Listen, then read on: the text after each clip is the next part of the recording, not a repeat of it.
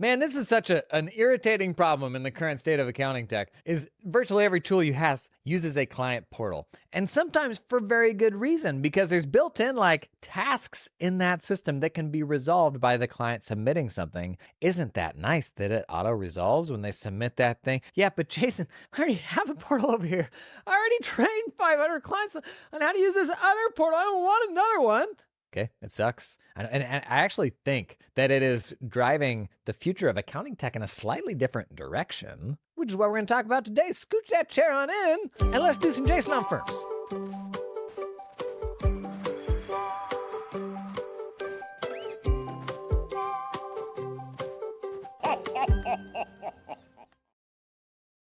So for the past 5 years, best practice has been for your practice management system to be the portal that your client uses. And I don't care if you like portals or not, they're a fact of life. A business that doesn't have a website where you can log in and self-serve, like, that's just weird in 2024. Everybody should have that to at least be able to do basic things like fetch documents, pay a bill, something like that, right?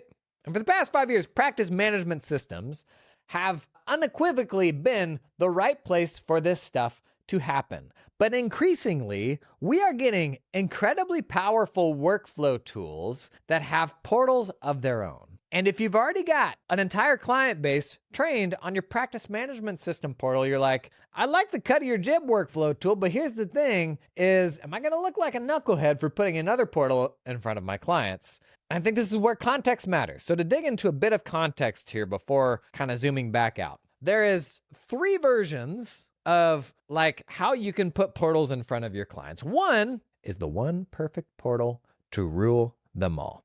Not realistic, right? Like not, it's going to come with a bunch of trade-offs.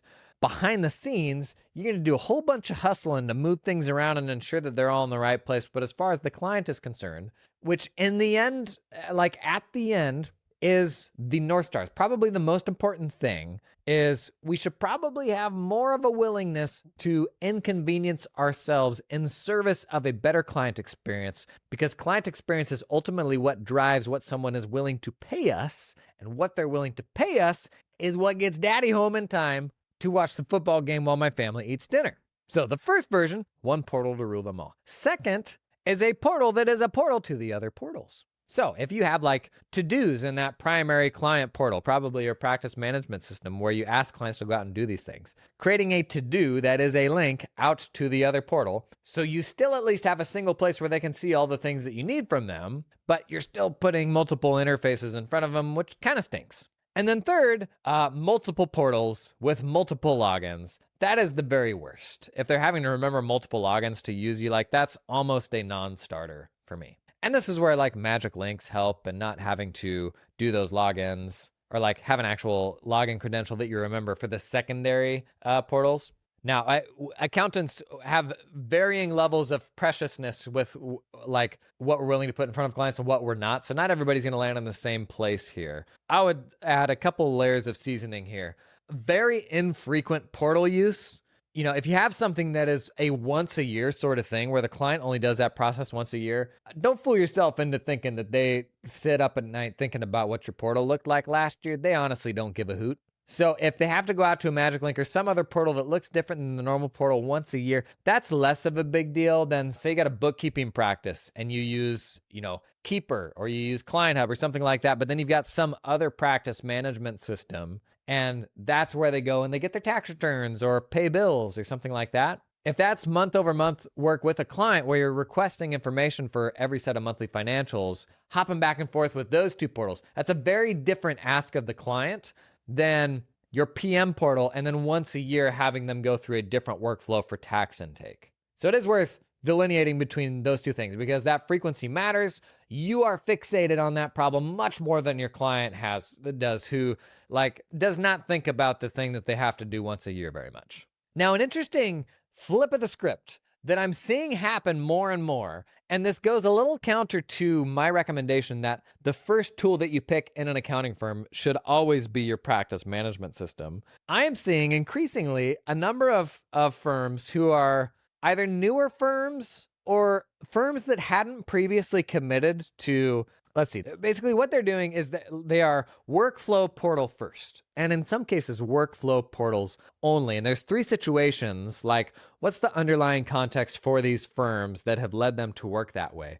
1, they're late to the party on portal stuff. They didn't have a PM before that had a portal that they pushed on clients. And as they're making this decision today, you can see very reasonably how a tax firm, for example, will get super into a tax intake tool and be like, oh, this will save us so much time. We just want to use this portal. Second scenario where I'm seeing that is where a firm doesn't use a practice management system. They use a non-accounting vertical tool like a Trello or a Monday.com or a ClickUp or something like that, or Notion, where a weakness of these tools is they don't really have quote unquote portals. They have like views that you can make public, but managing that across a large number of clients is a real headache. So oftentimes firms using those non-accounting vertical tools don't have client portals. For those firms, the portals in the intake solutions, those make a lot of sense, right? And the third scenario is people who are just like raving super fans of workflow tools.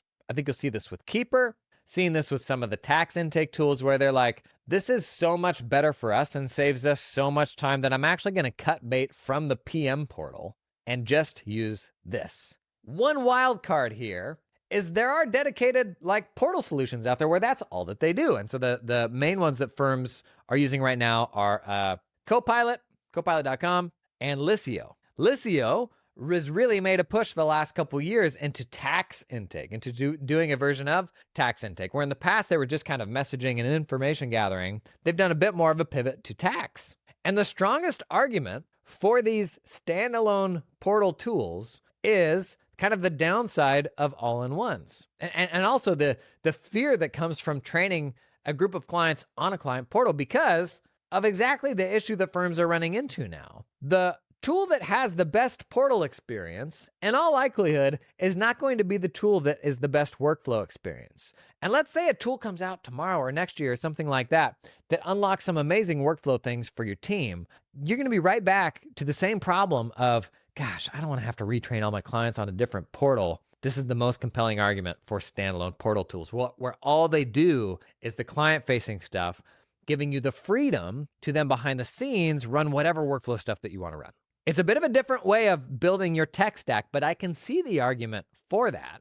It feels maybe a little bit more future-proof. Like, if you're picking a PM, you're hitching your wagon to a platform to do everything for you and be the best at everything. And we're already seeing how they're falling behind on workflow. That is not to say that PMs are not doing a huge volume of tremendously useful stuff, from managing how all the work goes through the firm to requests to time and billing. A whole bunch of essential things that you need that workflow tools do not do yet.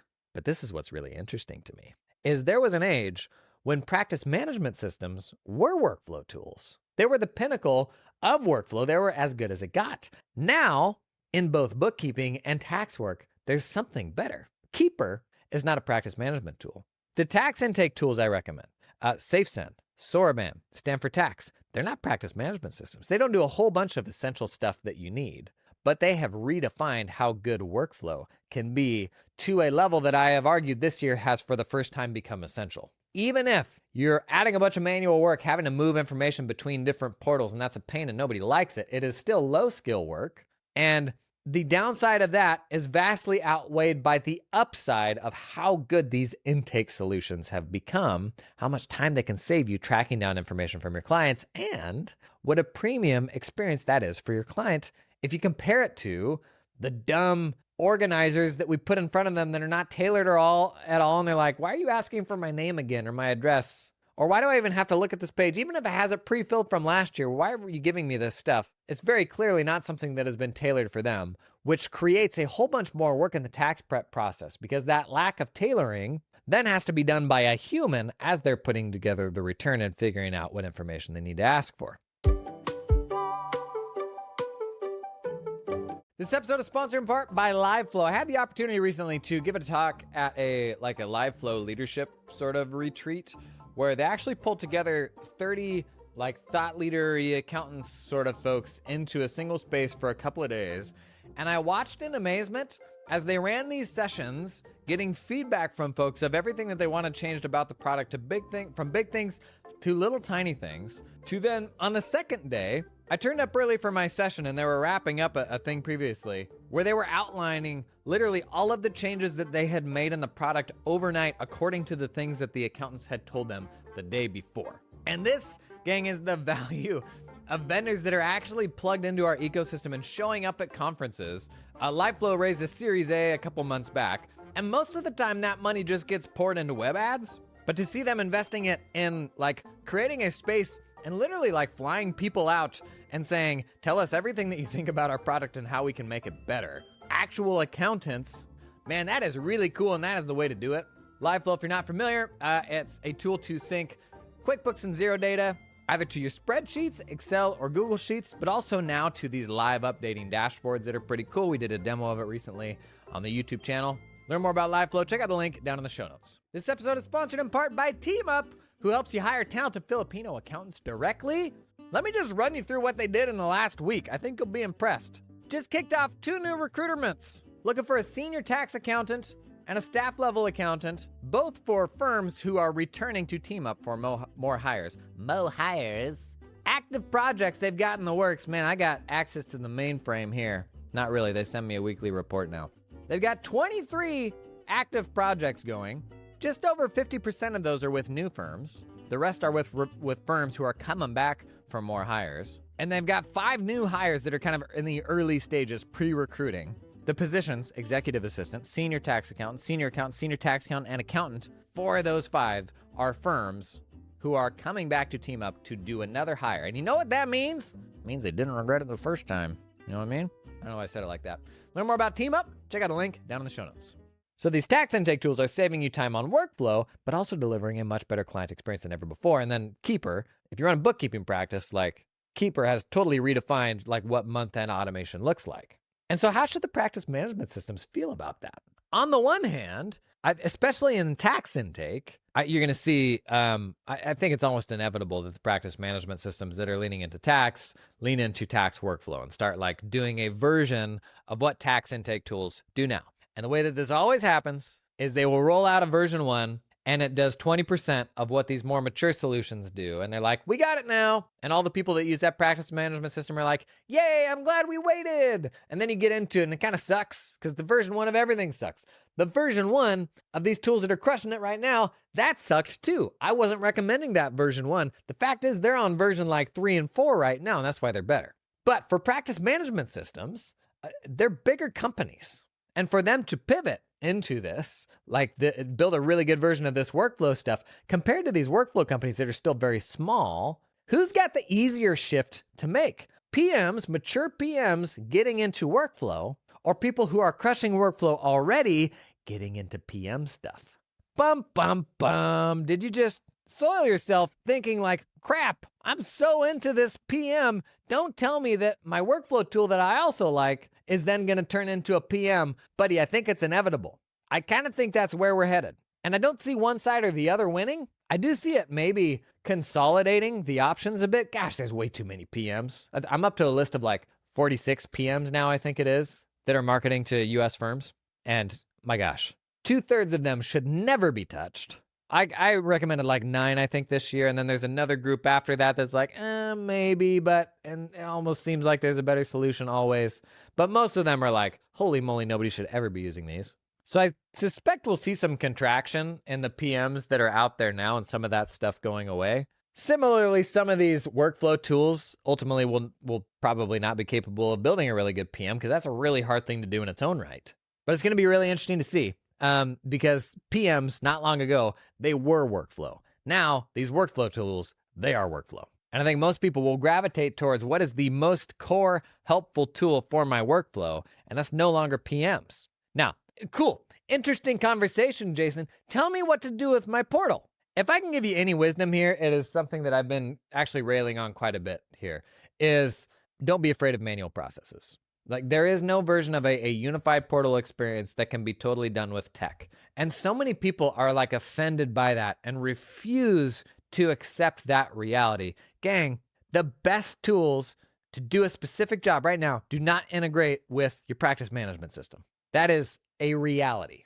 And your choice is to either not have the benefits of a practice management system or to not have the benefits of a dedicated workflow tool, the benefits of which are massive. Like when I say these tools are now no longer optional, it is factoring in the really sucky aspect of having to manually integrate these tools with your other stuff. But because the upside is so great, that is worthwhile now. Not only because at the end of the day, that's actually not a hard thing to do and not particularly time consuming. It's also a low skill thing to do. And if you're a solo firm runner, that sucks because it means that you're still doing it. You don't have somebody that you can pass that responsibility off to. But there's like an overglorification of automation and things working perfectly with each other that is by and large a pipe dream. Like that's very rarely been the case. I mean, I can go back to, the FTE's worth of time my team would spend on support with Bill.com troubleshooting their two-way syncing. And I mean, integrations have always been a total crapshoot. And anytime your client information changes in a tax system, you have to go update it in 14 different systems. The solution to that is not somehow the universe overnight all working together and integrating perfectly. No. The solution to that is documenting systems and what needs to happen. Doesn't mean that you have to like the systems. It just means that you have to document them and make sure that they happen one way or another. And I'm willing to make that trade-off to have the best of the best tech in front of my clients, saving me as much time as possible on our workflow. For me personally, like where I land on the portal thing, I'm probably still going to try to have one portal that rules them all. And then within that, tasks that jump out to any other portals that clients need to use, as long as those portals do not require their own logins. They would have to be Magic Link or something like that. I'm okay doing that, even though it is a little just disjointed. I'm okay doing that on an annual basis, I should clarify. If it's month over month, I don't want a client having to use multiple portals month over month. I'm either going to solve that with manual processes syncing things between systems or a standalone portal solution, which creates more issues because you still have to manually integrate that portal solution by and large. Some of them integrate with like PMs a little bit, but file exchange and all that, like by and large, you're going to have to manually move that stuff around. So you don't escape that problem with a standalone portal solution like Lisio or Copilot, but you are a little more free to do what you want on the workflow side as a result, because changing workflow tools doesn't mean changing client portals. Wish I had a perfect answer for you. I think the most interesting conversation right now is if you had a tax firm who didn't have a PM yet, how would you have them build their tech stack from scratch? There are people right now who are diehard fans of these tax intake tools enough to where I think they may actually say, start with a tax intake solution. And that's a huge deal for our ecosystem, because if we truly get to that point, if we get to a tipping point where that's the recommendation to start with, the workflow tool instead of the practice management tool, that kind of rewires how we build all of our tech stacks. Very interesting. A little bit of a mess, but will be super interesting to see how that stuff develops. I'm particularly excited for how these workflow tools continue to get better. I've seen some really cool things and where they're going to be 12 months from now, like handling more work paper management and just more of the entire process rather than just intake. That stuff just gets all the more juicy. That's really exciting. I don't know that I helped you come to a decision here at all, besides just like outlining kind of here's the bummer situation that we're in, and I think the different ways to navigate it, none of which are perfect. You got any sage wisdom on this? Pop it in the comments. Otherwise, thanks for coming and hanging today.